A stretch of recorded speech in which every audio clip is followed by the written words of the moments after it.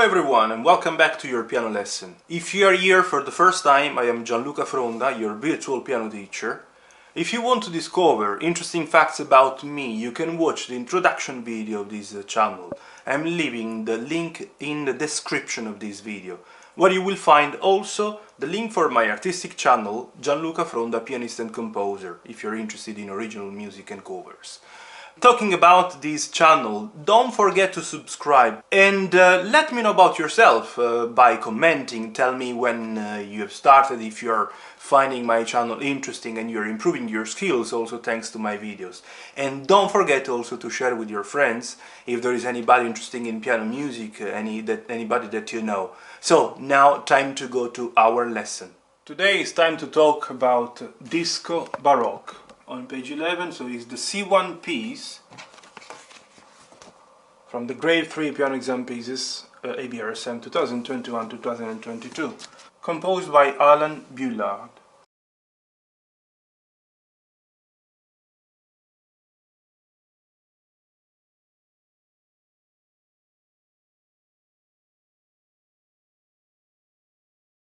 This one is really challenging for many students, especially from this point up to this one, due to the very complicated harmonies, not that easy to be understood at first, because obviously you are not used. There are many notes that clashes, these ones, and then so it's a consistent clashing of strange sounds, notes that usually are not really placed together, but obviously because it's a fusion of contemporary approach, jazzy, rock, so it's definitely it's quite interesting in terms of outcome and obviously of structure and composition style.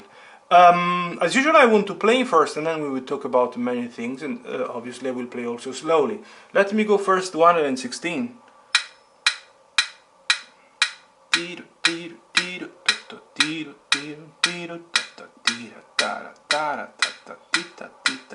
Et voilà. This fingering that I wrote is especially for you, to give you an idea of how you might use the left hand. Just one place here for the right hand. Simply maybe stop the video and write it down if you find it interesting. Because don't let the fingering be decided the last second while you perform. It's something that in the future you will have to do. In the future you will be able to read one fingering and to apply a completely different one, but because you will have lots of experience, if you will be studying, like I've done, 8 hours every day for many years, it's obvious that you will be able. But now, please, fix one fingering, stick to that one, repeat as many times as you need, until you don't memorize it, please. Let's play now, at 116.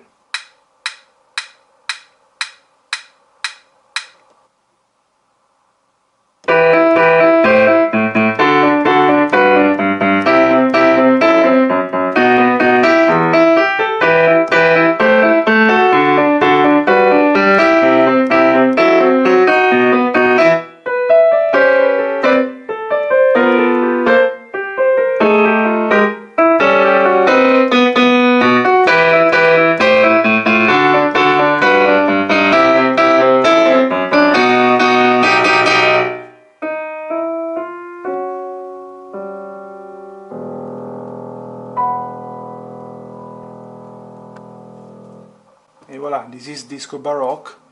Now, I repeat, fix a very strict fingering, stick to that one from the first up to the last note.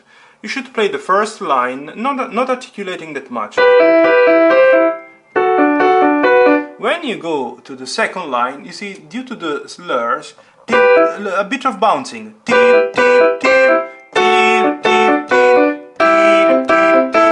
It's automatic that even though the composer didn't add any accent on this note, due to the tie, because you see you have the tie and then the slur, it's obvious that there is a kind of accent, anticipation of the accent on the end of 4.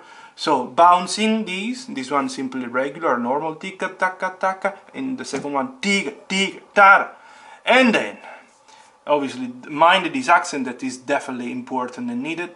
To ti tam.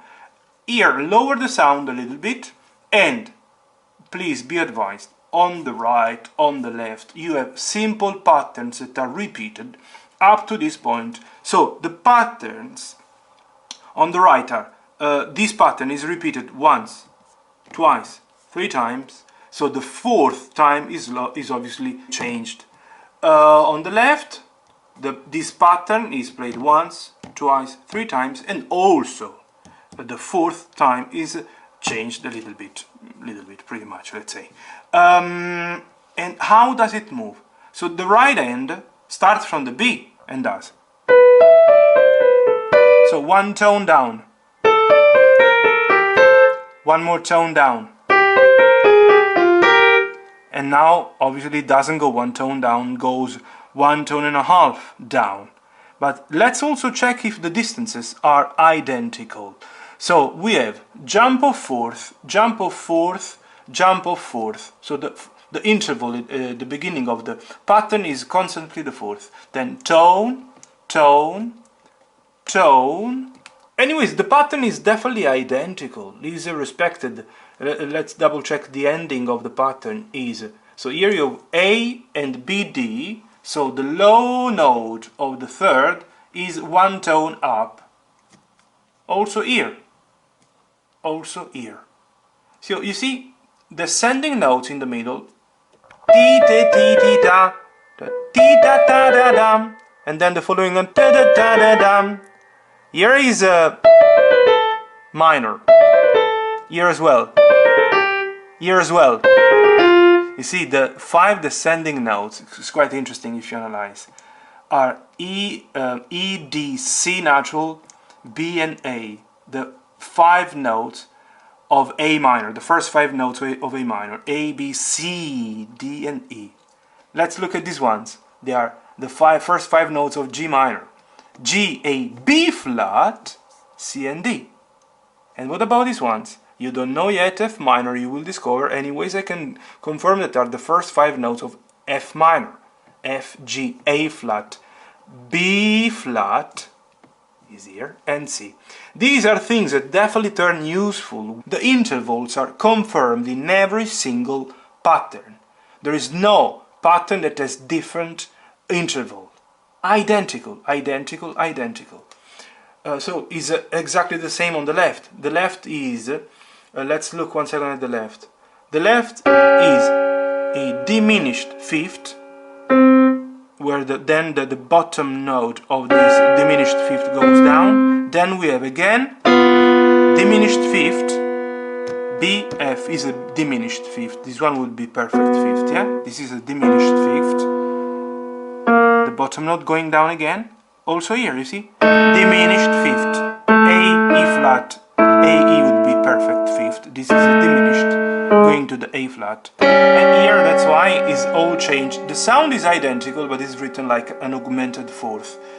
G, C would be perfect 4th. G, C sharp is an augmented 4th.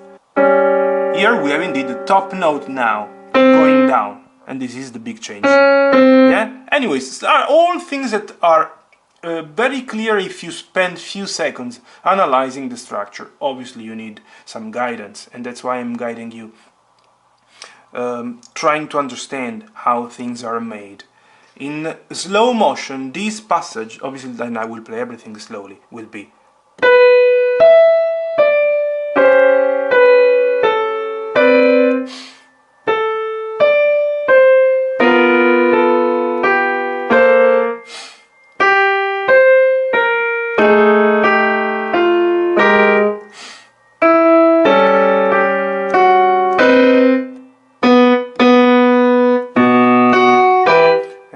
keep counting, because one big problem that sometimes I've noticed also in very talented students is that here you lose control, here you lose track of the counting.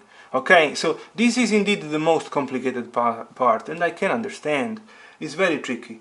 The ending is also out of any expectations for many of you, I think for everybody, because it's not the classical ending of the pieces.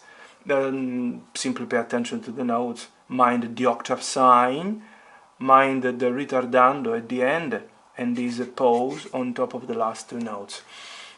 Also use the pedal please, otherwise it will be impossible to hold down all these sounds. Now time for me to play it very slow. I will try to play it at 58. Exactly halfway. And as usual I'm keeping the metronome on. Mind simply the notes in this very slow performance, yeah?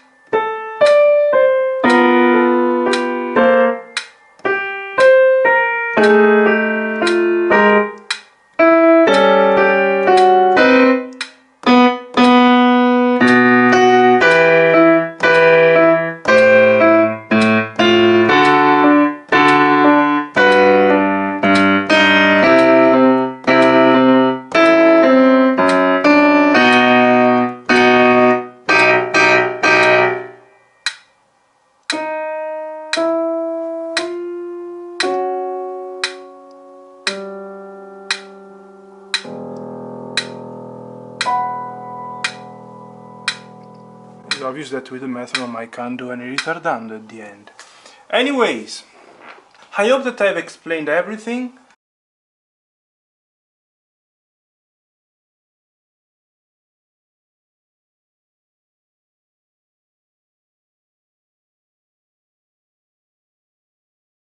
If there is anything that I didn't mention at all, feel free to comment to let me know.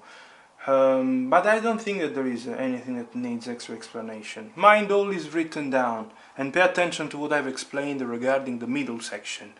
So, if it's the first time that you're landing on this channel thanks to this video, don't forget to subscribe if you appreciated my video, and see you in the next video.